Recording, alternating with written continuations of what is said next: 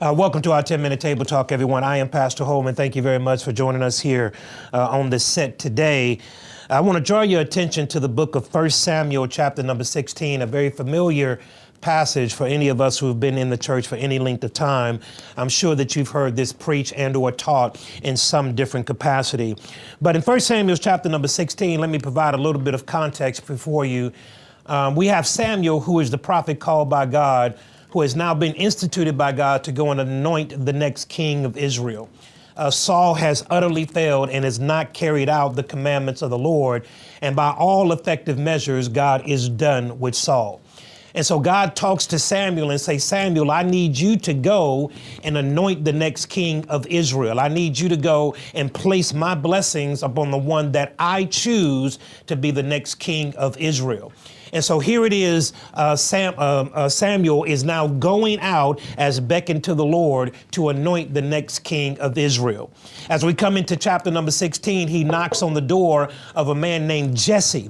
And Jesse has wonderful sons. And as Jesse sees Samuel at his house, he is instantly fearful. And then Samuel has to assure him that he is come in peace. Verse number 5 says, peaceably I have come to you to sacrifice to the Lord. Sanctify yourselves and come with me to the sacrifice. And then he consecrated Jesse and his sons and invited them into the sacrifice.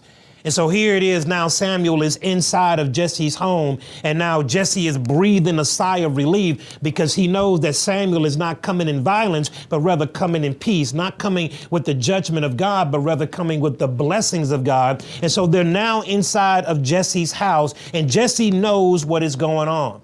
That Samuel is now here to anoint the next king of Israel. The father is no doubt elated because his sons will be chosen as one of the next kings of Israel. And so verse number 6, it says, so when he came in, they looked at Eliab and said, surely the Lord's anointed is on him. And just like Samuel, even though he was a prophet of God, spoken to by God, carried out the assignments of God, Samuel, just like you and me, can sometimes get into a place where we do not walk by faith, we walk by sight. We know we are admonished to walk by faith and not by sight, but if you're honest, we do a whole lot of walking by sight. And as Samuel saw Eliab, he said, surely this is God's anointed, because Samuel looked at the physical presence of Eliab. He was 6'4". He was a kingly man, a good looking man, and no doubt would look good on all of the posters that went around town talking about the next king of Israel. Samuel looked at him and said, this surely is God's anointed. But verse number 7, watch what God says to Samuel. Do not look at his appearance or his physical stature, because I have refused him. And then watch what he says here at the end. For the Lord does not see as man sees. For man looks at the outward appearance, but God looks at the heart. I want you to think about that. Here it is, the prophet called by God, carrying out God's assignment, is now to a place to where he's walking in his flesh. He's walking according to what seems right, feels right, looks right. And so he says to Eliab, surely you are God's anointed. God has to come in and rebuke his prophet by saying, don't look at what you can see, because I see things that you don't. He told Samuel that you're looking at the outward appearance, but my issue is that I'm looking at Eliab's heart, and I know that Eliab's heart is not ready for the position that I'm sending you to anoint him for. He's not the one. God tells to Samuel that even though he looks good, he's not the one, because his heart is not with me. I want you to think about that. Many of us make judgment calls based on what we see, what it looks right, what feels right, what is pleasing to our eyes. But God says, I look beyond that. And many of the people, many of the things, many of the stuff that God brings into our life, we reject them because they don't look right. They're not pleasing to the eyes. And then we pass that which God is sending our way because it doesn't go past our eye test. So Jesse called Abinadab right after that, and the Lord made him pass before Samuel. And he said, neither is this the Lord's chosen. Shema, neither is this the Lord's chosen. And then in verse number 10, you see something here. something very, very interesting. Here it is. Samuel now has been beckoned by God to go to Jesse's house to anoint the next king of Israel, knowing that God sure enough sent him there. But here it is. Jesse parades 7 of his sons out before the prophet. And neither one of those sons, the horn of oil began to flow. So no doubt Samuel here is perplexed because he knows that God sent him there to anoint the next king of Israel. So Samuel then looks at Jesse and said, is this all of them? Now I want you to hear this, what Jesse said. Yeah, kind of. I got one, but he's tending to the sheep in the field. I want you to think about this, that the father didn't even think much of his son to bring him into the conversation. I got one more, but surely the one that I still have is not the one that you've come to anoint, because the one that's still out there in the fields, there's a reason he's in the fields and not in the house.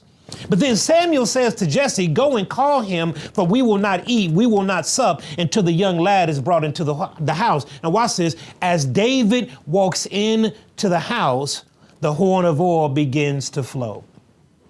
I want you to think about this, saints, as we come to a close. I want you to think that his father, his natural father, thought nothing of his natural son.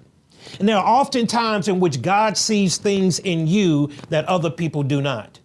God sees value, God sees credit, God sees the anointing, God sees things in you that other people don't. And even I dare say sometimes we don't even see what God saw, what God sees. And here it is, David comes in and the horn of oil begins to flow. So here's this as we wrap this up. Don't go by what you see, because what you see may make sense to you, but God doesn't operate in things that make sense, saints. If it makes sense, there's no need for faith. If you can cross every T and dot every I, there's no need for faith. God sees in you what other people don't. What other people discount, God sees the value in.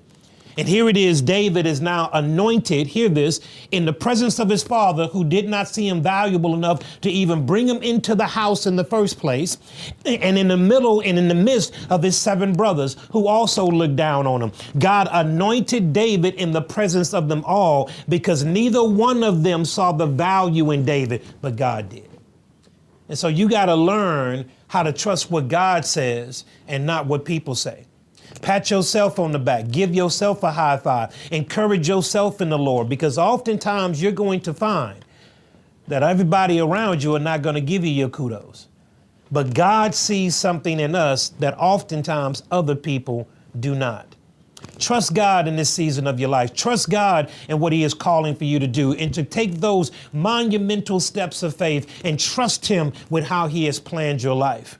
Because I promise you, when we begin to walk by faith truly and not by sight, God will manifest themselves in ways that we never thought possible.